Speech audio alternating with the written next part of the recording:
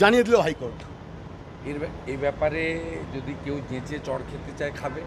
Supreme court তো আগেই বলেছে, শুধু ডাক্তারদের নয়, যে কোনো পিসফুল মুভমেন্টে বাধা দিতে সরকার পারবে না। ছাত্র সমাজের নবান্ন অভিযানও আটকাতে গেছিল, সুপ্রিম কোর্টও পারেনি, শোনেইনি, আর ডিভিশন বেঞ্চ তো গ্রাহ্যই করে।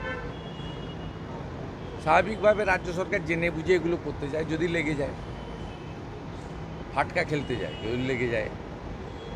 শওকত মোল্লাও কি মানে তৃণমূলের বিধায়ক, তিনি কি পুলিশের ওপর আস্থা হারাচ্ছেন? বলছেন ভরসা করে লাভ নেই, হাতে ঝাঁটা লাঠি তুলে নিতে হবে। ও বাজার গরম করার জন্য বলছে। পুলিশকে বাদ দিলে ওদের কিচ্ছু নেই, পুলিশকে বাদ দিলে ওদের কোনো অস্তিত্ব একটা নেই। খুব ভালো খবর সামনে এসেছে, দাদা সাহেব ফালকে পুরস্কার পাচ্ছেন মিঠুন চক্রবর্তী। নিঃসন্দেহে যোগ্য লোককে যোগ্য পুরস্কার দেওয়া হয়েছে, অনেক সময় গেল। মোদিজির সরকার সঠিকভাবেই সঠিক ব্যক্তিকে পুরস্কৃত করেন। মোদিজির সরকার সর্দার বল্লভভাই প্যাটেল থেকে চৌধুরী চরণ সিং, প্রণব মুখার্জি, ভারতরত্নের ক্ষেত্রেও তাদের দৃষ্টান্ত বারে বারে রেখে গেছেন। এক্ষেত্রেও যোগ্য অভিনেতাকে, প্রকৃত অভিনেতাকে দিয়েছেন।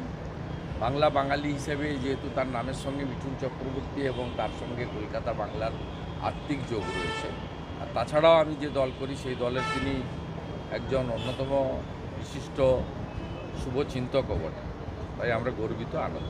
যাদবপুরে আপনার ওপর প্রাণঘাতী হামলা হয়েছিল, সেই যাদবপুরে স্লোগান উঠছে কাশ্মীর মাঙ্গে আজাদি। এবার প্রশ্ন একটাই, পুলিশ কি করছিল? পুলিশ তো করবে না, কারণ এরা ভোটের সময় নো ভোট টু মোদি করে। এটা মমতা ব্যানার্জির চাষ করালো। মমতা ব্যানার্জি পশ্চিমবঙ্গে দেশবিরোধী রাষ্ট্রদ্রোহী যারা, তাদেরকে তিনি এখানে লালিত পালিত করে রেখেছেন, এবং এই কাজে তার দলেরও একটা অংশ যুক্ত রয়েছে। আপনি দেখলেন না বিহারের দুটো ছেলেকে যেভাবে কান ধরে উদ্ঘোষ করালো শিলিগুড়িতে।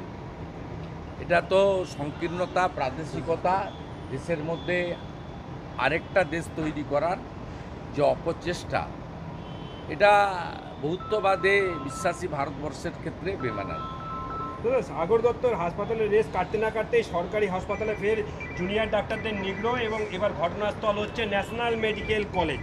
কি বলবেন? আমি গতকালই বলেছি, আমার মিছিল ছিল, কর্মসূচি ছিল।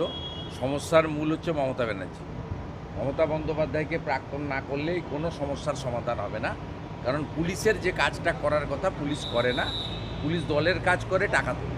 আপনি নন্দীগ্রামে যাকে হারালেন তিনি একটা অদ্ভুত যুক্তি দিচ্ছেন, বলছেন বন্যার পিছনে সেনার ভূমিকা রয়েছে, কেন্দ্র সঠিক সময় টাকা দেয়নি, এটা তো বারবার বলেন। এখন বলছেন দার্জিলিংয়ের ধসে সেনারও ভূমিকা রয়েছে, মানে ভারতীয় সেনাকেও ছাড়বেন না মমতা? এর আগে ছাড়েনি তো, সারা রাত্রি নবান্নতে ছিল তো।